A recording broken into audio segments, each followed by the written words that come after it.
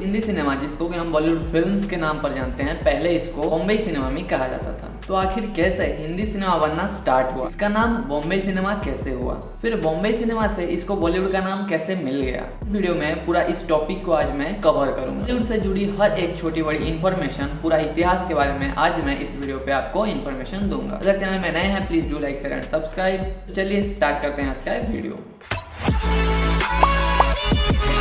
तो इंडिया में first time के लिए हिंदी सिनेमा बॉम्बे में बनना शुरू हुआ था, यानी कि अब का मुंबई में स्टार्ट हुआ था, जिसको कि कुछ टाइम के बाद बॉम्बे सिनेमा के नाम पर नाम दे दिया गया। देन कुछ साल बाद बॉम्बे सिनेमा को मॉडिफाई करके इसका नाम बॉलीवुड रखा गया। अकॉर्डिंग टू सम रिपोर्ट्स, बेबिंदा कोले को क्लेम करते हैं कि वो फर्स्ट टाइम के लिए बॉलीवुड का टर्म को कॉइन किए थे। बेसिकली बॉलीवुड का नाम इंस्पायर्ड है हॉलीवुड से। Bombay plus Hollywood equals Bollywood. According to some reports, साल 2017 में इंडियन सिनेमा 1986 फीचर्स फिल्म बनाया, जिनमें से कि 364 हिंदी सिनेमा था, यानी कि बॉलीवुड सिनेमा था। And according to 2014 report, Indian box office revenue में बॉलीवुड 43% का रेवेन्यू जनरेट किया था। तमिल एंड तेलुगु सिनेमा 36% का रेवेन्यू किया था। बाकी 21% रीजनल फिल्म्स ने प्रोड्यूस किया था। हमारा Hindi cinema one of the largest film production manners में से एक है पूरा वर्ल्ड का। अकॉर्डिंग टू सम रिपोर्ट, साल 2019 में हिंदी फिल्म ने सोल्ड किया था 341 मिलियन टिकट्स, जो कि कोई छोटा मोटा अचीवमेंट नहीं है, ये बहुत बड़ा चीज है हमारे इंडियन सिनेमा के लिए। अगर हम बॉलीवुड का इतिहास को सही तरीके से गौर करके देखेंगे तो हमें मिलेगा कि ज्यादातर पॉपुलर रोमांटिक, एक्शन, कॉमेडी और ड्रामा, मेलोड्रामा टाइप जोनरा का मूवीज 1970 सेंचुरी से बनना शुरू हो गए थे। अब चलते हैं पूरा हिंदी सिनेमा का डीप में, पूरा उसका इतिहास खोलते हैं।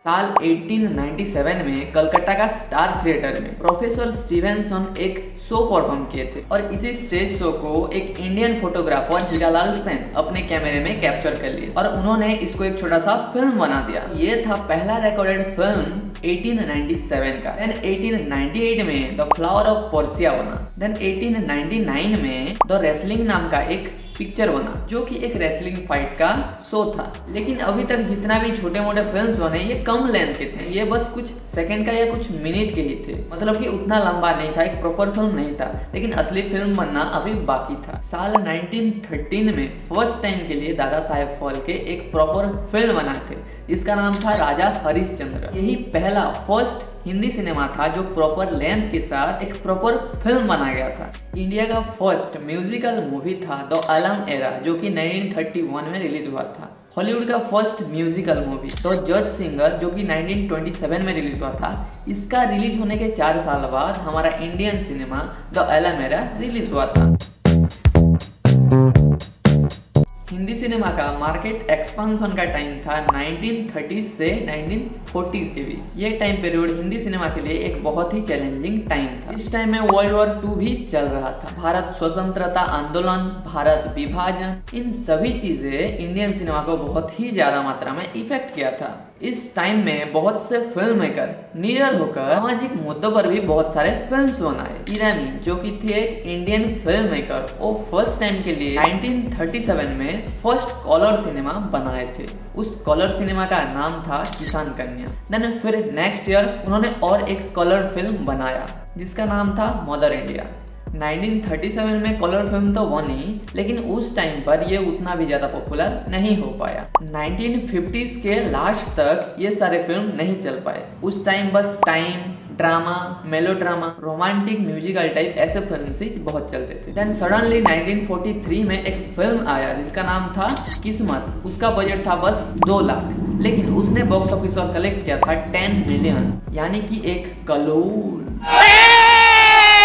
ये फिल्म उस टाइम का करंट अफेयर्स को लेकर बना था, जितने भी मुद्दे चल रहे थे देश में, तो इसी वजह से ये उस टाइम बहुत ज्यादा पॉपुलर हुआ था। उसी टाइम के लिए किस्मत फिल्म बन गया था highest longest running hit of Indian cinema, but ये 1970s तक ही टिक पाया। इंडिया पाकिस्तान पार्टीशन से पहले Indian film industry Lahore film industry से कनेक्टेड था, बहुत से actors, film maker, musicians Lahore से आकर बॉम्बे में काम करते थे। जैसे कुछ पॉपुलर एक्टर थे उस टाइम का KL सहगल, पृथ्वीराज कपूर, दिलीप कुमार, देव आनंद, ये सब बहुत ही ज्यादा पॉपुलर एक्टर थे उस टाइम का। बहुत से प्लेबैक सिंगर्स भी लाहौर से माइग्रेट करके बॉम्बे में आकर काम करते थे। जैसे कि कुछ पॉपुलर सिंगर उस टाइम के, उनका नाम था मोहम्मद राफी, नूरजहां, शमशेद बेगम एटसेट्रा। जिस time Bombay film industry Lahore के साथ मिलकर काम कर रहा था, उसी टाइम पीरियड पे ही कलकत्ता का बहुत सारे actors, music director, film maker migrate किए थे बॉम्बे पर। इस वजह से कि बॉम्बे बन गया one of the largest Hindi film making centre of India. Then 1947 में पार्टीशन हो गया, जिस वजह से कि इंडिया और पाकिस्तान अलग अलग हो गए। लाहौर और कलकत्ता से जितने भी क्रू मेंबर्स आए थे सब अलग अलग हो गए। बट ये भी हिंदी सिनेमा को उतना इफेक्ट नहीं किया, क्योंकि बॉम्बे में भी उस टाइम पे बहुत सारे ऐसे कलाकार जुड़ चुके थे जो कि हर काम में माहिर थे।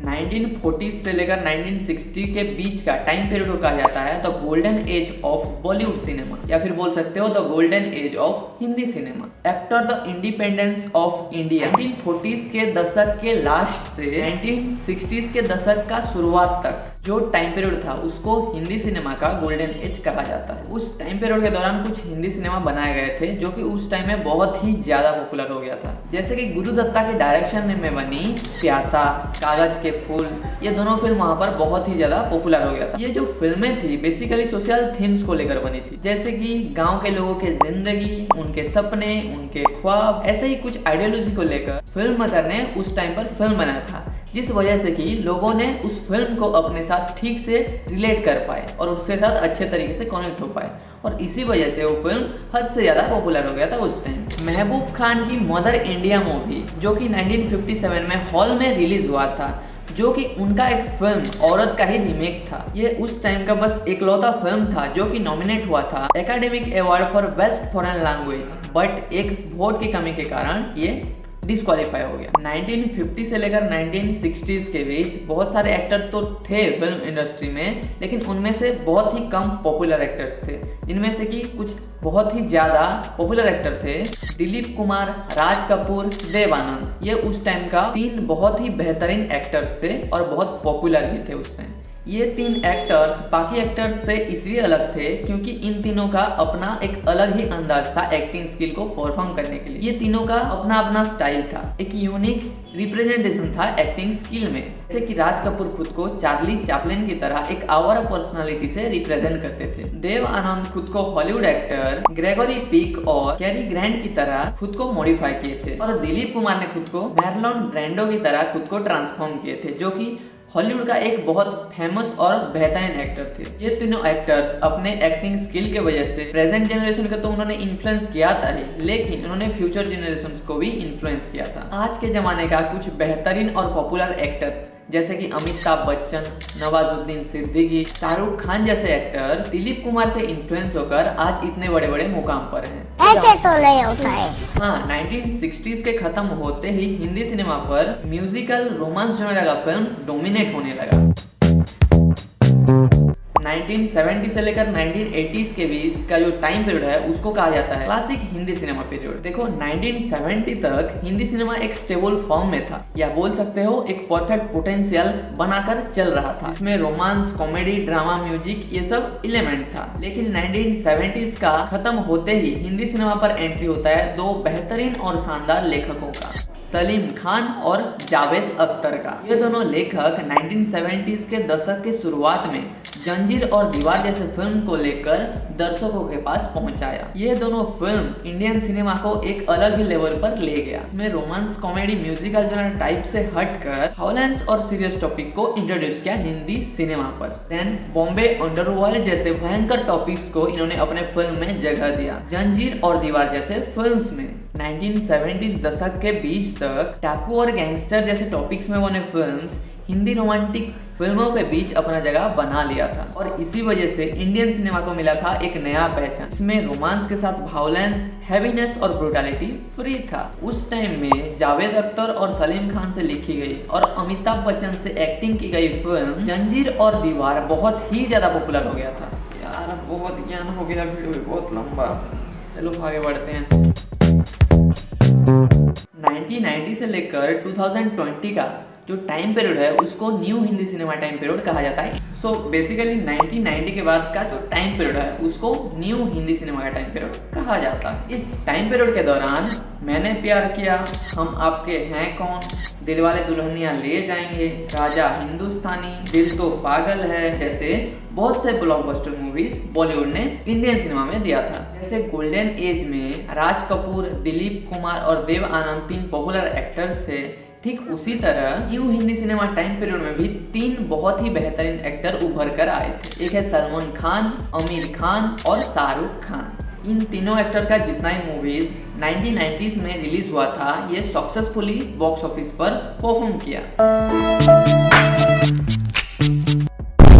1990 से 2000 के बीच तक इस ये जो टाइम पीरियड है इस टाइम पीरियड में शाहरुख खान का बहुत ही ज्यादा दबदबा रहा। देन 2000 के बाद आमिर खान ने बहुत से फिल्म किए जिसमें कि उन्हें बहुत सक्सेस भी मिला, बहुत सारा नाम और फेम भी उनको मिला। और इसी टाइम पीरियड के दौरान एक्शन और कॉमेडी के लिए 2 बेहतरीन एक्टर्स मार्केट में आ चुके थे, अक्षय कुमार और दूसरे हैं गोविंदा। उस टाइम पीरियड पे इन दोनों का ये मूवी बहुत ही ज्यादा सक्सेसफुली बॉक्स ऑफिस पर परफॉर्म किया था। 2000 के बाद बॉलीवुड सिनेमा वर्ल्ड वाइड बहुत ही ज्यादा पॉपुलर हो गया और इंडियन सिनेमा का इकोनॉमी भी उस टाइम बहुत ज्यादा बढ़ गया था। उस टाइम फिल्म का बढ़ती इकोनॉमी के साथ बहुत ही बड़े बड़े फिल्म प्रोडक्शन हाउस बन चुके थे, जैसे कि यशराज फिल्म्स, शर्मा प्रोडक्शन। उन्होंने की बहुत सारे मॉडर्न फिल्म्स भी बनाए और बॉक्स ऑफिस पर सक्सेसफुली परफॉर्म भी किए। इनमें से कुछ मूवीज हैं कहो ना प्यार है, कभी खुशी कभी गम, गदर एक प्रेम कथा, लगन, कोई मिल गया, कल हो ना हो, वीर जरा, रंग दे बसंती, लगे रहो मुन्ना भाई,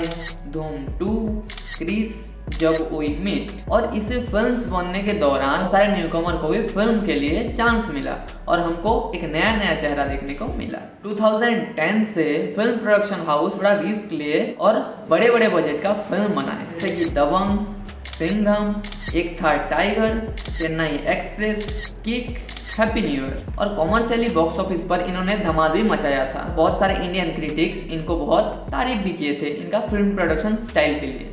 तारे जमीन, 3 इडियट्स, दंगल जैसे बड़ी बड़ी बैनर में बनी फिल्म बॉक्स ऑफिस को पूरा आग लगा दिया, मतलब कि पूरा फोड़ डाला। इनका कलेक्शन इतना हाई था जो कि हिस्ट्री में पहले कभी भी नहीं हुआ था। ये मूवीज उस जोनरा में जाते हैं जो कि सोशल टॉपिक्स को दर्शकों के सामने लाकर पेशकश करते थे। इसी वजह से दर्शकों को ये पसंद भी आया था और बॉक्स ऑफिस पर ये सक्सेसफुल भी हुआ था। भाई लोग आज के लिए बस इतना ही और ज़्यादा कुछ नहीं बोल सकता। जितना भी इन्फॉर्मेशन था बॉलीवुड का स्टार्टिंग से लेकर एंडिंग तक थोड़ा बहुत मैंने इन्फॉर्मेशन यहाँ पर दे दिया। उम्मीद करता हूँ इससे थोड़ा बहुत भी इत्थों सा भी आपको पसंद आया होगा। तो वीडियो थोड़ा भी अच्छा लगा है लाइक कर दीजिए, चैनल में अगर नए हैं प्लीज़ सब्सक्राइब भी कर दीजिए। मिलते हैं नेक्स्ट वीडियो पर, टाटा बाय बाय, टेक केयर।